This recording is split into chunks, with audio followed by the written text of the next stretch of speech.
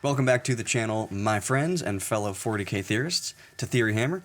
Today we're going to be taking a look at the Genestealer Cult's detachment. This came out just a few days ago, and I'm just getting around to it now. I think it's pretty good, so we're going to go over it today. If you guys like the video, thunderhammer that like, subscribe, and bell icon.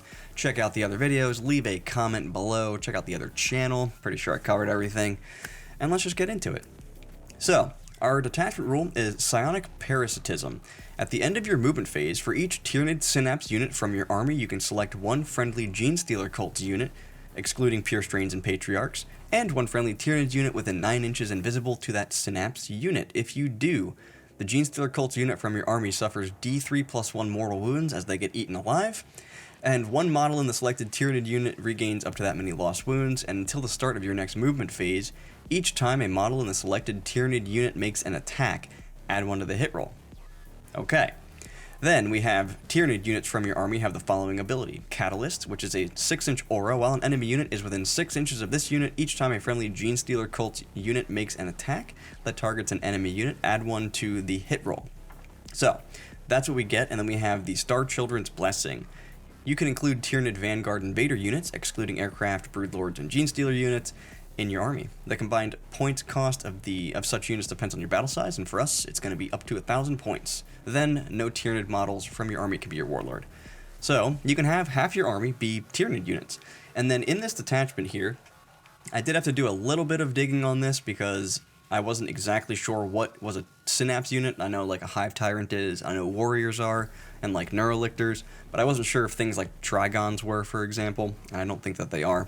So, what this actually boils down to is you're not going to be able to have Tyranid Warrior units in your army. You're really only going to be able to have like Lictors, Neurolictors, Hive Tyrants with wings, and a couple of other units like Raveners, Mawlocks. The Raveners are better than the Mawloc, I think, but there's only a couple of things that are Vanguard Invader units that you're actually going to want to take. Like Van Ryan's Leapers are also a Vanguard Invader unit, and I really like those things. Those things are great. So, there's a couple of units that you can have where you can actually regain wounds on the unit, as opposed to, like, the character. This is probably going to be, I think, the best on something like a Trigon, because your Trigon is going to be regaining wounds, and it's only 150 points. It's got 8 attacks, Strength 9, AP 2, flat 3 damage. I don't think it's twin-linked. It might be twin-linked, but I don't think it's twin-linked. I know that the Hive Tyrants are twin-linked, and we'll get to those in a second with some of these enhancements. But regaining wounds on that sort of model, it's cheap. It has 14 wounds, pretty tough, toughness 10. That's good. That's pretty good. And because it doesn't normally hit on 2s, it now will hit on 2s if it eats some Genestealer Cults guys from your army. And one thing that I kind of realized after the fact, and tell me if this is wrong down below, you can have a single guy left in your Genestealer Cults unit. He suffers D3 plus 1 mortal wounds. The unit suffers D3 plus 1 mortal wounds. Then, the Tyranid unit that you pick regains that many wounds. So, if I have a single guy left and I allocate 4 mortal wounds to the unit, only 1 mortal wound actually kills the guy, and then the rest are lost. But because you rolled a 4, let's say, so D3 plus 1, I'm just saying a 4, let's just say you rolled a 4, you then allocate that many wounds, or then you regain that many wounds on a Tyranid unit in your army. So, I'm pretty sure that any of those excess mortal wounds that go to the unit that get lost still count for regaining wounds. And I could be wrong, let me know below, and if I am wrong, explain why. Because that seems pretty good. Because the way the Genestealers work now, they got changed in the balanced data slate. You have you start with a pool of, you start with a certain number of things, and you can use those things to return units to the battlefield instead of having to roll for it anymore. Certain units cost more than others. Smaller units usually cost 2 to 3, depending on the unit. Bigger units cost like 5 to 6. So it's pretty interesting how you can kind of eat your own units, especially when they're already on the verge of death, and then just plan to put them back on the table anyway. So nice to have here. And then the +1 to hit for all of your Genestealer Cult units while your Tyranid units are within 6 inches of an enemy unit. That's pretty interesting, because having them hit on 2s and 3s potentially, I don't know if anything they have hits on 4s normally. Maybe like the Rock Grinder thing, like the saws in the actual units, those might hit on 4s, but I'm pretty sure they hit on 3s. Either way, +1 to hit for your whole army basically. Let's go over our enhancements next. We have the Synaptic Auger for 15 points, Tyranid model only. Each time the bearer would regain 1 or more lost wounds from the psionic parasitism detachment rule, it regains twice that many wounds instead. So a minimum of 4. A minimum of 4 wounds that you can regain on like a Hive Tyrant or something like that. So minimum 4, maximum of 8, you're going to average about 6. So if you do get a Hive Tyrant down to just a couple of wounds and you couldn't quite get him, he can regain up to 8 wounds. He has like 10 wounds. So this is a pretty interesting enhancement. Now, if you just kill it all in one shot, then it doesn't matter. We then have Enraptured Damnation for 10 points. Genestealer Cult model only. Enemy units cannot fire Overwatch at the bearer's unit. Very good for coming in from reserve and from deep strike. Just generally good if you want to charge stuff. If you're going up against an army that has a lot of flamers that just kind of wipe your units pretty easily. This unit can be problematic because your opponent can't do anything about it. They're going to move up, they're going to charge you, they're going to be +1 to hit, probably. And they're probably going to do some real damage to that thing. Then we have the Vanguard Tyrant. This is a pretty good one for 25 points. Winged Hive Tyrant model only. Improved the strength and armor penetration characteristic of melee weapons equipped by the bearer by 1. So what this means is that your Hive Tyrant goes from strength 9, AP 2, 3 damage, to strength 10, AP 3, 3 damage. And those are twin linked. So that's pretty good. That takes you from a 55% chance to wound, like if you're attacking a vehicle that's toughness 10, you go from a 55% chance to wound to a 75% chance to wound if it's toughness 10. That's a pretty big improvement. That's like 20%. It is 20%. So 20% increase on your damage output, that's pretty good. It actually might be more than that. That's actually more, isn't it? Either way, it's a much bigger damage increase, and that makes your Hive Tyrant very scary in combat. We then have Inhuman Interrogation for 20 points. This is going to be the last one. Genestealer Cults model only. Weapons equipped by models in the bearer's unit have sustained hits 1 while targeting an enemy unit within 6 inches of one or more friendly Tyranid units. So as long as Catalyst is happening while an enemy unit is within 6 inches of the Tyranid unit, you get sustained hits 1. And this is all of your weapons. This is combat, this is shooting, so you can kind of load this out a couple different ways depending on the units that you take in your army and what you expect them to do. If you're taking like a big 20-man, that has like some lasers and stuff in there, now you have sustained hits. If you're taking a squad that's good in combat with a bunch of the rock grinder things, I forget what they're called, but if you take the saws, the guys with saws, having sustained hits on them is pretty damn good. And for 20 points, you're talking 2 points a model, potentially 1 point a model if it's on the big 20 men. It's not bad to have. And one thing I'll mention from the detachment rule real quick is this +1 to hit thing from being within 6 inches of a Tyranid unit. That affects everything. That affects your shooting as well. So if you have a bunch of mining lasers that you want to shoot at some kind of enemy unit, you have the option to be +1 to hit now. So you have a bunch of lictors that just kind of go up there. They're just an infiltrator, lone op guy. They're within 6 inches on your first turn or your second turn or whatever turn it may be. Being +1 to hit with all of your other weapons is really, really good because it affects everything. Alright, let's move on to our stratagems. The first one is Hyper Ferocity for 1 CP. This is in the fight phase. You target a Genestealer Cult unit from your army that's not been selected to fight. Until the end of the phase, each time a model in your unit makes an attack that targets an enemy unit, you can reroll a wound roll of 1. If there are 1 or more friendly Tyranid units within 6 inches of that enemy unit, you can reroll the wound roll instead. I don't even have to tell you how good this is.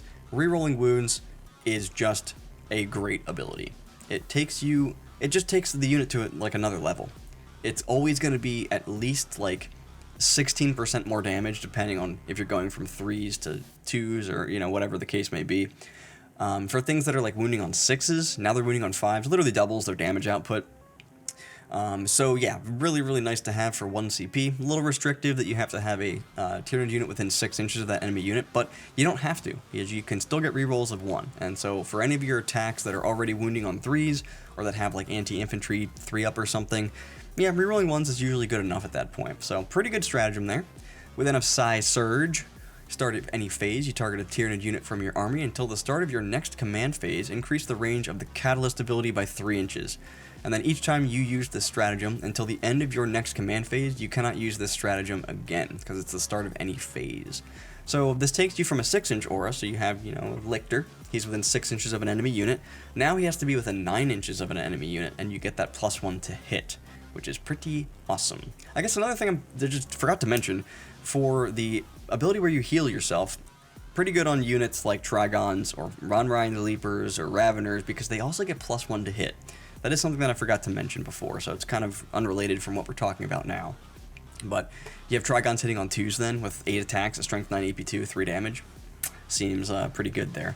So yeah, this is a pretty nice stratagem to have. You increase that ability by 3 inches, and it makes it so you don't have to get as close if you don't want to. We then have Avenge the Star Children for 1 CP. This is ridiculous. Your opponent's shooting phase or the fight phase just after an enemy unit has shot or fought, you target a Tyranid character from your army that was destroyed until the end of the battle. The whole battle. Each time a Genestealer Cult's model from your army makes an attack that targets that enemy unit, add 1 to the hit roll and add 1 to the wound roll. So they don't need to be within Catalyst anymore. You just killed my Lictor? Okay, well I guess I'm +1 to hit and wound against that unit for the entire game. If it's some important unit that they use to do it with, or if you charge into combat with one of their really good units expecting it to die, yeah, you can just be +1 to hit and wound against that unit for the entire game. So a huge Terminator squad or like a Land Raider or something like that, if that thing destroys one of your characters, it's gonna die.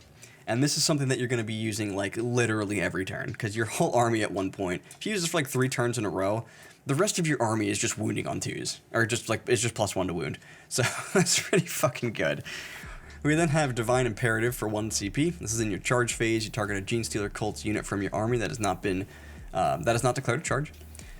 You select 1 enemy unit within engagement range of 1 or more Tyranid units from your army until this end of the phase. Each time a Genestealer Cult unit declares a charge, if it's the same unit, so if you target that enemy unit as one of the targets of that charge, you add 1 of the charge roll, and you can re-roll the charge roll.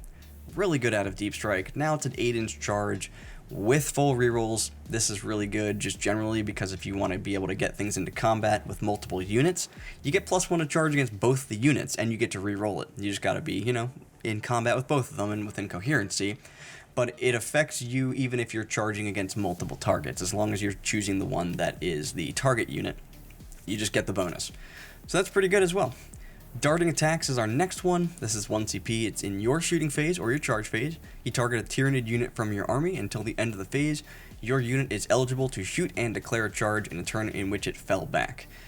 This is just great. Like, being able to fall back shoot in general is very, very good.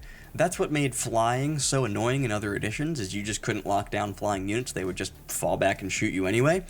So the fact that this is a fall back and shoot and then charge stratagem, I can tell you from playing Votann, it's really, really good. For these guys specifically, I'd probably have to sit down and think of specific units this would be the best on, but they're out there. I like it, 1 CP. Our last one here is Resistance Tunnels. It's a return to reserve strat. So it's at the end of your opponent's fight phase. You target a Genestealer Cult or Tyranid unit from your army not within engagement range, and you remove them from the battlefield and place them into strategic reserve. So if you really wanted to take Mawlocks, you could put your Mawlocks back into strategic reserve and then come down and try to do mortal wounds to stuff. Don't do that. The Mawlocks are garbage. But you've got some pretty cool stuff that you can do here, and it's just nice to be able to remove units from the battlefield and just be able to place them somewhere else on the battlefield later. They do go into reserve, they don't gain Deep Strike or anything, but the idea would be that you're removing things from the battlefield that have Deep Strike, because a lot of your stuff does have Deep Strike. So, that is our final day detachment for the Genestealer Cults. I think it's pretty good. I think it's good because it helps you heal the monsters and stuff that you're taking from the Tyranid side. They get +1 to hit, so if you're taking a bunch of Trigons, now they're hitting on 2s, and they regained wounds they lost the last turn. Tell me if I'm wrong about how this mortal wound thing works. Can you do all 4 mortal wounds to a unit and then regain mortal wounds, or is it only for each wound that's allocated, because the rest get lost if you have one guy left, for example there? I'm of the opinion at their time of recording that it would work the way I'm describing. So you would do 4 mortal wounds, the guy would take 1, but because you rolled a 4, that's how many wounds you regain on the thing, and it gets +1 to hit. And then your Catalyst ability, giving all your stuff +1 to hit, because your army hits on 4s. And it's a lot more impactful when you're going from hitting on 4s to hitting on 3s, at least with shooting. Their combat usually does hit on 3s. So overall, and it affects your whole army. You know, your Genestealer Cults get something here, your Tyranid stuff gets something here, as opposed to like one thing getting something. So I really like this detachment. I think it's probably one of the better ones for the Genestealer Cults. But like I said, I'm not the Genestealer Cults expert. I'm not the Tyranid expert. So let me know if I'm wrong down below. But I think that's going to do it. That's just our little overview here. So, as always, my friends, thank you for watching. If you liked the video, hammer the like, subscribe, and bell icon.